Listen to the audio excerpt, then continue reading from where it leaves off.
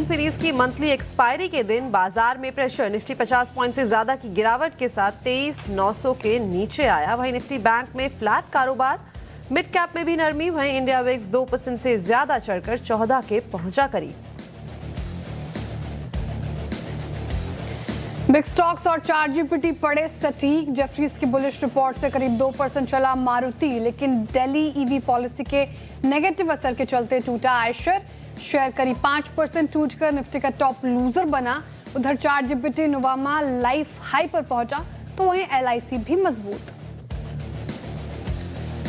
IT shares में आज सबसे ज्यादा बिकवाली। 2% फिसला इंडेक्स। आईटी में 2 से 3% की गिरावट के साथ निफ्टी के टॉप लूजर बने एचसीएल टेक, इन्फोसिस और टीसीएस। साथ ही ऑटो, एफएमसीजी और मेटल में भी दबाव। हालांकि केमिकल, कैपिटल मार्केट और डिफेंस में हल्की खरीदारी। एचडीएफसी बैंक के मैनेजमेंट में बड़े बदलाव। पूर्व मुख्य चुनाव आयुक्त और वित्त सचिव राजीव कुमार होंगे पार्ट टाइम चेयरमैन। 3 साल का होगा कार्यकाल। पुनीत शर्मा की सीएफओ के तौर पर नियुक्ति को भी मंजूरी। एक्सिस बैंक के सीएफओ थे पुनीत शर्मा। खबर के बाद शेयर बिल्कुल फ्लैट।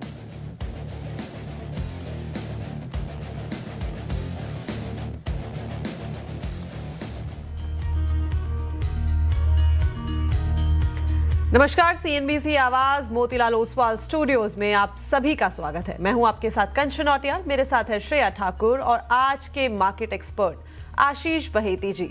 देखिए, हफ्ते का दूसरा कारोबारी दिन। बाजार के मूड माहौल की अगर चर्चा करी जाए तो यहाँ पे मूड खराब ही दिखाई दे रहा है। और साथ ही साथ अगर हम कल के ट्रेडिंग सेशन की भी बात करें तो आखिरी तक आते आते माहौल जो है वो पस्त ही होता हुआ दिखाई दिया था। आज काफी सारे खबरें जो है जिसके चलते भी बाजार में कोई मोमेंटम जो है हमें नहीं देखने को मिल रहा है। बैंकिंग शेयर्स आज काफी ज्यादा फोकस में है, चाहे आप बात कर लीजिए एचडीएफसी बैंक की, येस बैंक की, एक्सिस बैंक की या फिर बंधन बैंक की। हर जगह जो खबरें हैं, खबरों के दम पे यहाँ पे मोमेंटम बनना चाहिए था, लेकिन उस तौर पे मोमेंटम आता हुआ दिखाई नहीं दे रहा है। निफ्टी किस टाइम पे बात करी जाए तो करीब करीब डे लो के आसपास ही ये भी कामकाज कर रहा है। अगर सेक्टर स्पेसिफिक अप्रोच देखी जाए तो यहाँ पे मेटल में काफी ज्यादा दबाव है। आईटी आज करीबन 2% की गिरावट के साथ कामकाज कर रहा है। एफएमसीजी में प्रेशर है और साथ ही साथ अगर हम बात करें फ्लिप साइड की तो रियलिटी में थोड़ा सा मोमेंटम देखने को मिल रहा है। कंज्यूमर ड्यूरेबल्स में मोमेंटम देखने को मिल रहा है। लेकिन अगर हम बात करें जियोपॉलिटिकल जो इस टाइम पे सारी की सारी चीजें चल रही हैं, वो कहीं ना कहीं हमारा बाजार जो है डाइजेस्ट करके बैठा है। आगे का मूड माहौल कैसा होगा, क्या यहाँ पे ट्रेड बनना चाहिए, क्या रणनीति होनी चाहिए, ये जानते हैं आशीष जी से। Ashish ji, good morning. Good morning Kanchan ji, good morning Shreya ji, good morning everyone. Good morning जी आशीष जी, क्या करा जाए ऐसे बाजार के मूड माहौल में? क्या ये जो लेवल्स इस टाइम पे हमें देखने को मिल रहे हैं, निफ्टी बैंक निफ्टी, कोई यहाँ पे ट्रेड बनता हुआ दिखाई दे रहा है या स्टॉक जो चेरी पिकिंग है वही करके चलनी है? जी देखिए, इंडेक्स की अगर मैं बात करूं तो यहाँ पे ब्रेथ खराब दिख रही है। 2:3 से ब्रेथ खराब दिख रही है और सारे के सारे दिग्गज, इनफैक्ट जिस हिसाब से आईटी, एचडीएफसी, आईसीआईसीआई और रिलायंस, सबका नेगेटिव साइड में कंट्रीब्यूशन है। पॉजिटिव में सिर्फ एक भारतीय और बजाज फाइनेंस दिख रहा है। तो यहाँ पे ओवरऑल वीकनेस दिख रही है और इवन एफएमसीजी में भी अगर आप देखेंगे तो हल्का सा वीकनेस ही है। एचयूएल आईटीसी में भी। यहाँ पे हमारी सलाह है कि जब तक निफ्टी अभी 24,000 पे सरपास नहीं करता, सेल ऑन राइज का ही मार्केट है। नीचे में शायद वापस निफ्टी एक बार 23,700 और 23,600 तक के भी लेवल्स टेस्ट कर सकता है। 24,000 सैक्रोसेंट लेवल है। जब तक उसके नीचे है तब तक निफ्टी में सेल ऑन राइज का ही स्ट्रेटजी अपनाना है। जो स्टॉप लॉस मेंटेन करना चाहिए वो 24,000 के आसपास में ही रखें। अगर मैं बैंक निफ्टी की बात करूँ, देखिए यहाँ पे एक हल्का सा रेजिलियंस है, स्ट्रेंथ हल्की सी दिखने मिल रही है। कंपेयर टू निफ्टी ये बेटर प्लेस्ड है। तो यहाँ पर अभी शॉर्ट करने की सलाह नहीं है, लेकिन कोई डिप में शायद हम लॉन्ग जा सकते हैं इन लेवल्स पे। बट निफ्टी में अभी सेल ऑन राइज के पोजीशन बनाया जा सकता है। निफ्टी में सेल ऑन राइज की स्ट्रैटेजी, बैंक निफ्टी थोड़ा बेहतर प्लेस्ड, लेकिन देखिए मार्केट में इतनी स्ट्रेंथ है नहीं और ब्रेथ भी खराब है आज के सेशन की। मंथ एंड है, क्वार्टर एंड है, एक्सपायरी का दिन है, तो फिलहाल यही अप्रोच होनी चाहिए निफ्टी और बैंक निफ्टी पर। आगे बढ़ते हैं और आपकी क्वेरीज को एड्रेस करने की पूरी कोशिश करेंगे। ज़्यादा से ज़्यादा सवाल लेंगे, तो नंबर नोट कर लीजिए। इस नंबर पर आपने प्रश्न पूछ सकते हैं 7045220000। इस व्हाट्सएप नंबर पर अपने सवाल भेजें। इसके अलावा आप सीएनबीसी आवाज़ के सोशल मीडिया प्लेटफॉर्म्स यानी कि एक्स, इंस्टाग्राम, फेसबुक, यूट्यूब पर भी अपने प्रश्न पूछ सकते हैं। साथ ही आप हैशटैग आस्क आवाज़ करके भी अपने क्वेश्चंस पूछ सकते हैं, या फिर कंचन नौटियाल श्रेया ठाकुर को पर्सनल डीएम करके भी आप अपना सवाल भेज सकते हैं हमें। आगे बढ़ते हैं और हमारे साथ जुड़ रहे हैं इस कड़ी में सुनील बेनीवाल जी चंडीगढ़ से। सुनील जी नमस्कार। नमस्कार मैम। मैंने फ्रैक्टल के 16 शेयर लिए थे और 900 में लिए थे मैम। अभी मैं जानना चाह रहा कि अभी मुझे एग्जिट करना चाहिए इसमें से या कंटिन्यू करना चाहिए? ठीक है, आपका नजरिया क्या है? मैम मैं इसको रख सकता हूँ, अगर रहेगा तो मैं 1 साल 2 साल के लिए भी रख सकता हूँ। ठीक है। फ्रैक्टल एनालिटिक्स, आशीष जी कुछ खास किया नहीं है स्टॉक ने, 1 महीने में तो करीब करीब 9% लुढ़क गया।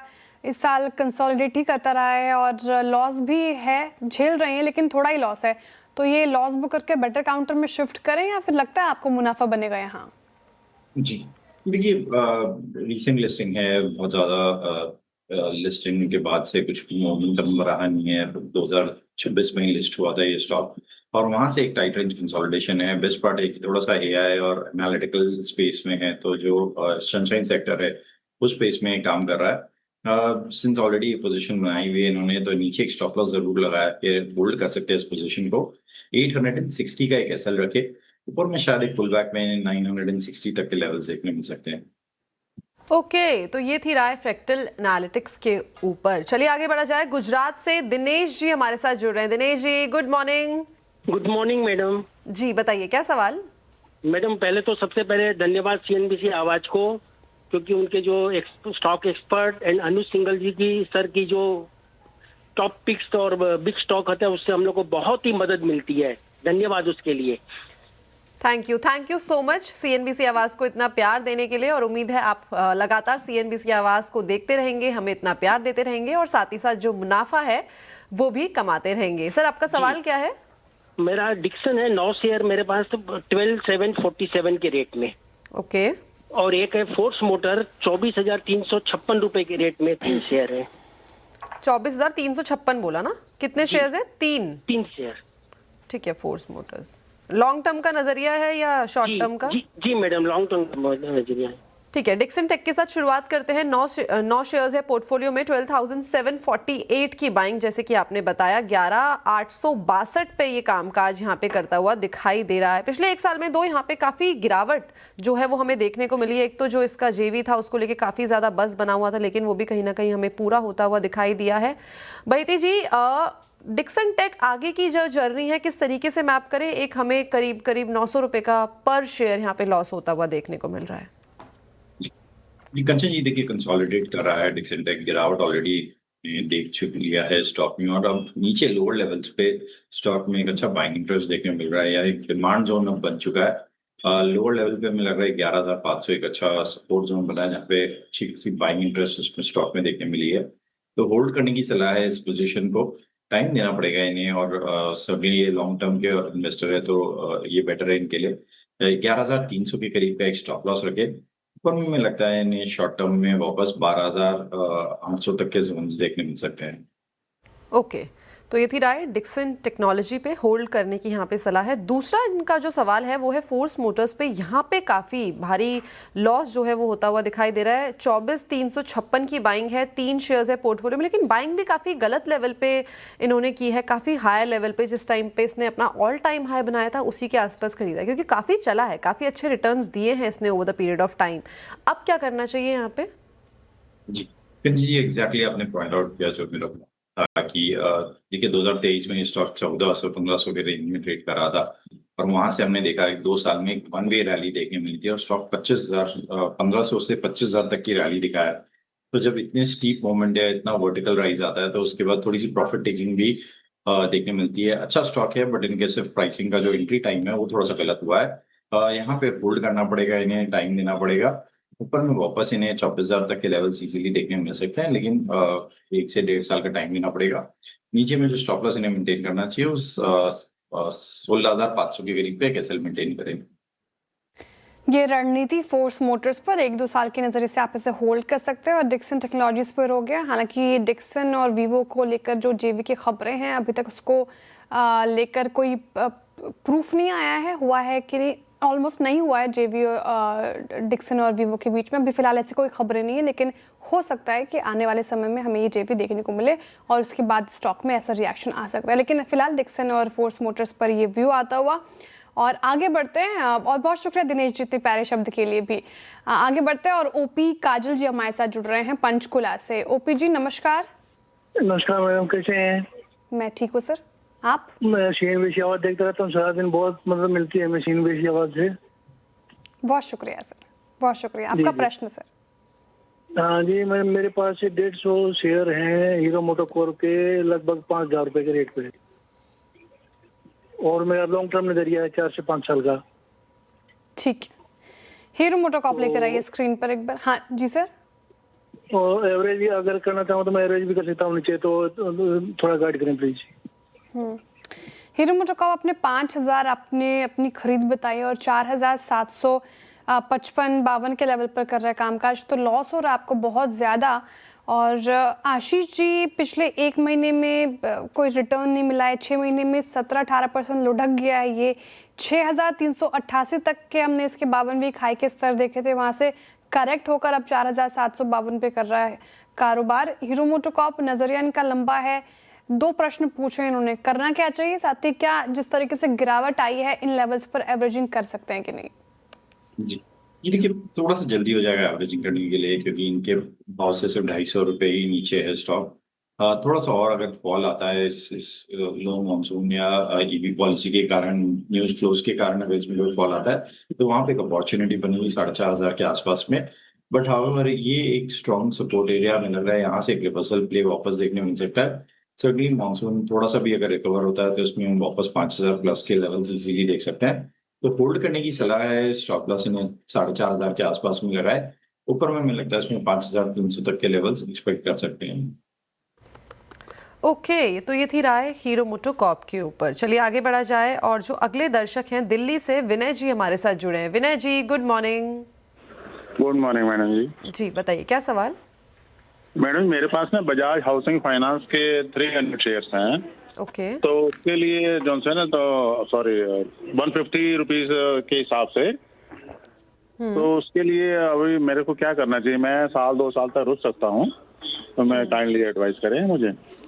ओके बजाज हाउसिंग फाइनेंस 86 के भाव पे कारोबार कर रहा है, 150 की खरीद है और 300 शेयर्स है पोर्टफोलियो में। पूरे ही अगर सेक्टर की बात करें तो इसने थोड़ा सा यहाँ पे जो कामकाज है हमें स्लोअर साइड में दिखाया। अगर यहाँ पे पर्टिकुलरली इस काउंटर की भी बात करें तो 30% की गिरावट पिछले 1 साल में यहाँ पे ऑलरेडी आ गई है। 2 पेरेंट काफ़ी अच्छा है, फंडामेंटली काफ़ी बैक्ड है, लेकिन टेक्निकल चार्ट्स में लगातार ये लगाड़ बना हुआ है। वहीती जी क्या करा जाए? करीबन 86 पे कारोबार कर रहा है, 150 की बाइंग है, आधा हो गया पैसा लगभग। देखिए काफी ऊपर के लेवल पे उन्होंने बाय किया, क्योंकि मेरे ख्याल से पोस्ट आईपीओ उन्होंने इमीडिएटली बाय किया होगा। 70 पे आईपीओ आया था और उसके बाद वन डे बहुत अग्रेसिवली इसमें ओपनिंग हुई थी। बट हाउएवर अब वापस ही आईपीओ के प्राइस के आसपास में आके कंसोलिडेट किया है। जो लो बना एग्जैक्टली 74-73 के करीब का बना और वहां से एक अच्छा बाउंस बैक देखने मिला स्टॉक में। और हमें लग रहा है कि एक अच्छी प्राइस डिस्कवरी अब इसमें स्टैब्लिश हो चुकी है। लोअर लेवल पे 80 एक स्ट्रॉन्ग सपोर्ट एरिया है और ऊपर में 100 और 105 एक रेजिस्टेंस बैंड बना हुआ है अभी भी। तो यहाँ पे होल्ड करे। इनफैक्ट एक अच्छी कंपनी है, इन्हें और पोजीशन ऐड करना है इन लेवल्स पे तो कर सकते हैं। नीचे में जो स्टॉप लॉस इन्हें मेंटेन करना चाहिए वो 80 के करीब का एक एसएल मेंटेन करें। ऊपर में शॉर्ट टर्म में 105 तक के टारगेट से एक्सपेक्ट कर सकते हैं। ओके बजाज हाउसिंग फाइनेंस पर ये व्यू हो गया, काफ़ी लॉस में है और काफ़ी पेशेंस टेस्ट किया है बजाज हाउसिंग फाइनेंस ने अपने निवेशकों का। आगे बढ़ते हैं, अजय शाह जी जुड़ रहे हैं हमारे साथ। अजय शाह जी नमस्कार। नमस्कार मैडम जी सवाल सर आपका? मैडम मैंने एक पेटीएम लिया हुआ है और एक स्टार लाइफ इंश्योरेंस लिया हुआ है, दोनों इशू प्राइस पे लिए हुए हैं। दूसरा स्टॉक कौन सा बताया? एक तो पेटीएम और दूसरा star life insurance. Star life insurance, ठीक है। हाँ। और दोनों की खरीद बताएं, आईपीओ लेवल पर दोनों है? हाँ दोनों इशू प्राइस पे ही है। ठीक है। पेटीएम में 6 से 2150 में और स्टार लाइफ 900 में 64 से। ठीक है, क्या पूछना चाह रहे हैं सर? मैडम कब ऊपर जाएंगे दोनों? इतने टाइम से ये भाव पे चल रहा है दोनों। नहीं ये सवाल वाजिब है आपका। पेटीएम ने भी तो बहुत सारे दर्शक अपने आईपीओ लेवल पर फंसे हुए हैं, इशू प्राइस पर फंसे हुए हैं 2150। और देखिए कहाँ कर रहा है कामकाज पेटीएम। रखिएगा चार्ट एक बार स्क्रीन पर। 1000 से ज़्यादा का लॉस पर शेयर झेल रहे हैं अजय जी। पेटीएम बहुत पेशेंस टेस्ट किया इसमें और बहुत लेवल दूर नजर आ रहे हैं 2150। क्या किया जाए आशीष जी? देखिए काफी लंबा टाइमिंग में होल्ड किया है। नवंबर 21 में आईपीओ आया था और ऑलमोस्ट 1,40,000 करोड़ के वैल्यूएशन पे मार्केट ईवी एंटरप्राइज वैल्यूएशन पे आईपीओ आया था। तो काफी एक्सपेंसिव आईपीओ था उस समय और इसीलिए हमने देखा था कि वन वे इसमें एक फॉल देखने मिला था। अभी भी कोई रिस्पाइट नहीं है इन लेवल्स पे भी। ऐसा नहीं है कि कोई बहुत बड़ी बाइंग इंटरेस्ट देखने मिल रही है। ऊपर में जब भी स्टॉक जा रहा है तो वहां पे हम देख रहे हैं कि कंटिन्यूसली इसमें सेलिंग प्रेशर है। 1300 एक स्ट्रॉन्ग रेजिस्टेंस एरिया है और इतनी जल्दी हमें नहीं लगता वो सरपास करेगा, तो टाइम देना पड़ेगा इन्हें। और एवरेज करने की गलती ना करे स्टॉक में। नीचे में एक स्टॉप लॉस जरूर 1050 के आसपास में मेंटेन करें। ठीक है, ये तो पेटीएम पर ये व्यू हो गया। अच्छा, दूसरा जो इनका प्रश्न है आशीष जी वो स्टार हेल्थ पर है और आईपीओ इसका आया था, लिस्ट हुई थी दिसंबर 2021 में और 900 का इशू प्राइस है और देखिए 576 पर कर रहा है कारोबार। यहाँ पे भी बहुत ज्यादा लॉस झेल रहे हैं अजय जी, दोनों काउंटर में बहुत ज्यादा लॉस हो गया। स्टार हेल्थ पर क्या व्यू अब? ये देखिए ये भी काफी एक डेकोरेटेड आईपीओ था और काफी मार्केट इन्वेस्टर्स भी थे इसमें।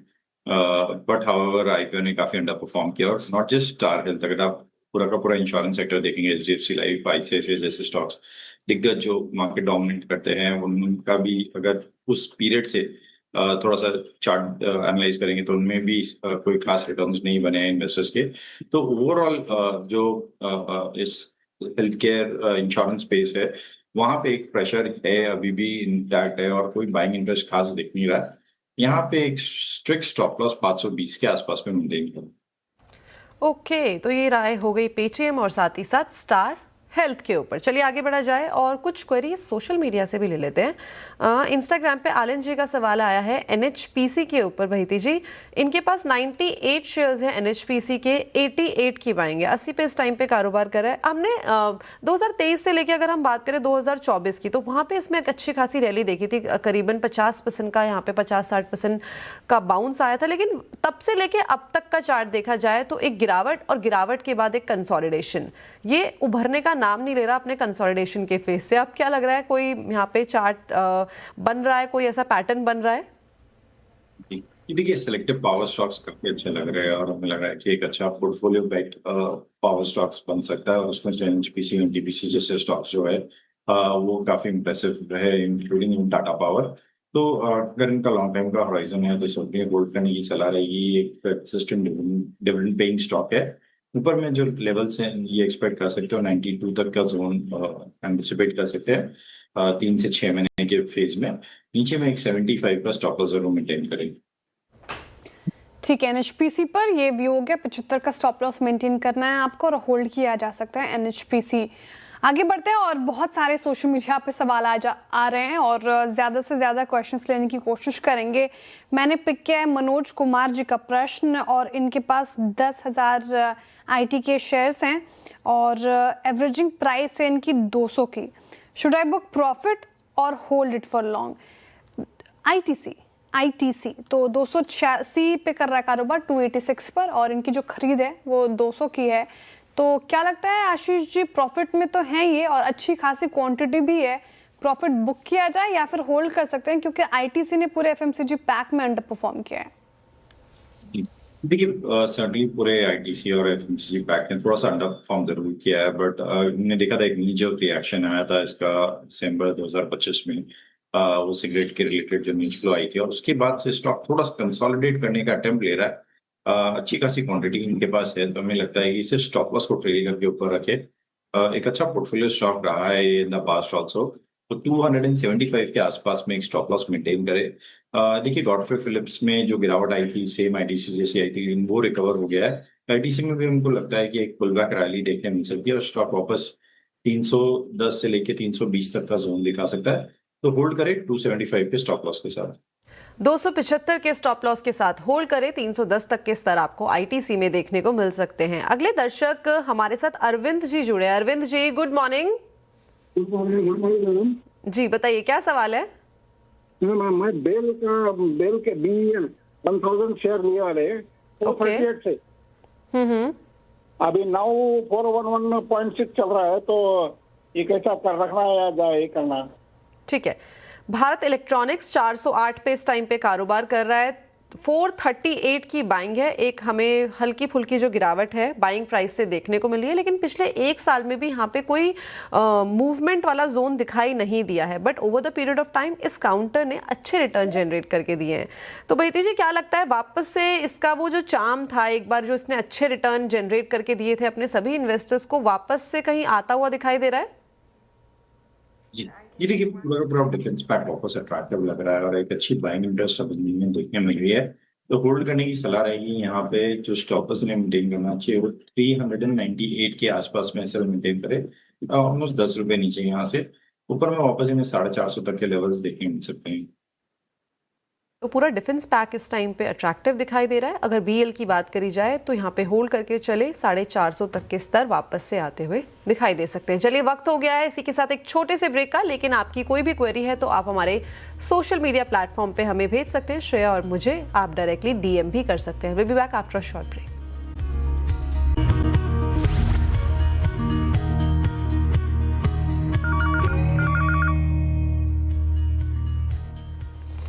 Welcome back. आप देख रहे हैं ट्रेडर्स हॉटलाइन सीएनबीसी आवाज पर। बहुत सारे सोशल मीडिया पे क्वेरीज हैं, वो एड्रेस करते हैं। और एक बार लेकर आइए भारतीय एयरटेल को आज स्क्रीन पर। और हमने नोमुरा की रिपोर्ट बताई थी सुबह, शानदार तेजी के साथ अभी कामकाज कर रहा है भारतीय एयरटेल। प्रश्न इनका भारतीय एयरटेल पर है, रौनक जी का, लेकिन इन्होंने अपनी खरीद नहीं बताई, कहने के लॉन्ग टर्म व्यू से होल्ड करना चाहते हैं। तो क्या भारतीय एयरटेल होल्ड किया जा सकता है? आशीष जी, आज अच्छी तेजी के साथ 1.5% की तेजी के साथ डेज हाई पर, हालांकि इसने भी काफ़ी अंडर परफॉर्म किया है जब से इसने अनाउंसमेंट की थी एनबीएफसी स्पेस में एंट्री की। लेकिन अब क्या कन्विक्शन बन रहा है? अगर 1-2 साल का नजरिया तो होल्ड किया जा सकता है क्या? जी share in fact perfect portfolio stock category का स्टॉक है और हमें लगता है कि ये जो गिरावट आई है हल्का सा एक करेक्शन स्टॉक में ऑलरेडी आ चुका है 12 से 15% का। ये एक अपॉर्चुनिटी है वापस एंटर करने के लिए, या जिनके पास नहीं है उस पोजीशन को ऐड करने के लिए। ऊपर में हमारे भारतीय एयरटेल के जो टारगेट्स है वो 2000 प्लस के लेवल्स इंटैक्ट है। नीचे में जो एक स्टॉप लॉस इन्हें मेंटेन करना चाहिए 1820 पे करीब पे कैसे मेंटेन करें। ओके, 1820 का भारतीय एयरटेल में आपको लगाना होगा स्टॉप लॉस। चलिए आगे बढ़ा जाए और अगले दर्शक जो हमारे साथ, इनका जो सवाल आया है गोल्डी जी का आया है। इनके पास 200 शेयर्स हैं डॉलर इंडस्ट्री के और 300 रुपए की बाइंग है। ये बोल रहे हैं कि इसको अब बेचना चाहते हैं और अशोक लेलैंड के अंदर एंट्री करना चाहते हैं। क्या करा जाए? डॉलर इंडस्ट्री की बात करें तो पिछले एक साल में काफी अंडर परफॉर्मेंस यहाँ पे देखने को मिला है। आगे की राय? जी देखिए, डॉलर इंडस्ट्री से एग्जिट करके अशोक लेलैंड में एंटर करना चाहते हैं। हमें लग रहा है कि अच्छा मूव है क्योंकि स्टॉक यहाँ पे एक हल्का कंसोलिडेशन में है डॉलर इंडस्ट्रीज और सबसे अशोक लेलैंड करेक्शन हो चुका है। अब काफी अट्रैक्टिव वैल्यूएशंस पे प्लेस्ड है। सीवी साइकिल अभी भी इंडिया में काफी अच्छी चल रही है ओवरऑल और स्टॉक 218 से करेक्ट होकर ऑलमोस्ट 150-160 के आसपास में ट्रेड कर रहा है। तो एक 25 से 30% का करेक्शन ऑलरेडी हमने स्टॉक में देख लिया है। यहाँ पे एक अच्छा बाइंग जोन है ये, तो अशोक लेलैंड में इंटर कर सकते हैं। 148 का एक स्टॉप लॉस जरूर मेंटेन करें इसमें। अशोक लेलैंड पर ये व्यू हो गया और अंडर परफॉर्म किया है इसने ऑटो पैक में, और फिलहाल देखिए आज थोड़ी रिकवरी के साथ कर रहा है कारोबार।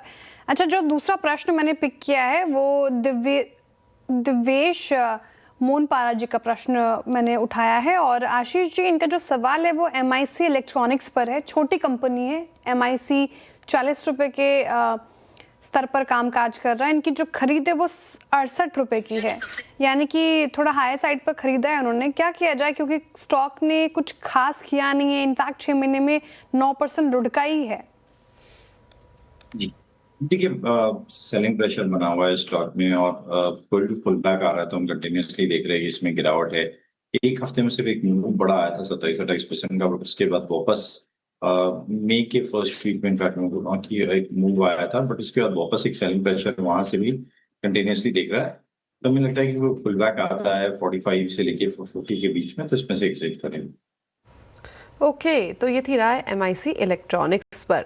अगला सवाल वैशाली जी का आया है भैती जी। इनके पास स्टेट बैंक ऑफ इंडिया के 500 शेयर्स है पोर्टफोलियो में, बाइंग प्राइस है 1216। क्या करा जाए? जी देखिए थोड़ा सा ऊपर का बाइंग प्राइस है इनका, बट होल्ड करने की सलाह है। SBI one of the best bank है, पीएसयू साइड में बड़ा भी सबसे बैंक है। ओवरऑल बैंकिंग में भी हमने देखा है कि पीएसयू थोड़ा सा आउट परफॉर्म करते हुए देखने मिले थे कंपेयर टू प्राइवेट बैंक्स। तो यहाँ पे होल्ड करे, एक स्टॉक का जरूर 980 के आसपास में रखे। ऊपर में मिला था इसमें 1150 तक का लेवल इन्हें देखने मिल सकता है। ओके, एसबीआई पर ये व्यू। और आखिरी प्रश्न, एक आध प्रश्न लेंगे फिर शो को वाइंड अप करेंगे। और जो प्रश्न आया है आशीष जी, वो गुरविंदर सिंह जी का आया है आईटी सेक्टर को लेकर। Particularly I want to invest in Infosys and TCS. Is it advisable to invest 1 crore for next 3 years?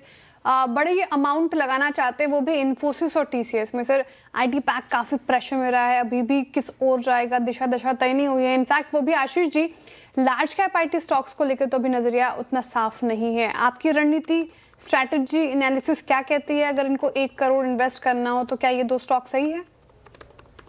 देखिए हमारा व्यू तो काफी नेगेटिव है स्पेसिफिकली लार्ज कैप आईटी में, और अभी भी हम सलाह दे रहे हैं कि कोई पुल बैक में इसमें शॉर्टिंग अपॉर्चुनिटी ढूंढी जा सकती है, या जो इनके ट्रेड फंसे हुए हैं वो एग्जिट करे। तो बोथ इन्फी टीसीएस में हमारी सलाह है कि इन्वेस्ट ना करे लेवल्स पे भी। ओके, इन्फी और टीसीएस इस लेवल पे भी इस टाइम पे इन्वेस्टमेंट करने की सलाह नहीं है। वैती जी थैंक यू सो मच हमारे साथ जुड़ने के लिए, सभी क्वेश्चंस को आंसर करने के लिए। Thanks a lot for joining us today. तो चलिए वक्त हो गया है इस शो को यहीं पे रैप अप करने का, लेकिन आप कहीं मत जाइएगा, जुड़े रहिए श्रेया के साथ विद खिलाड़ी नंबर 1।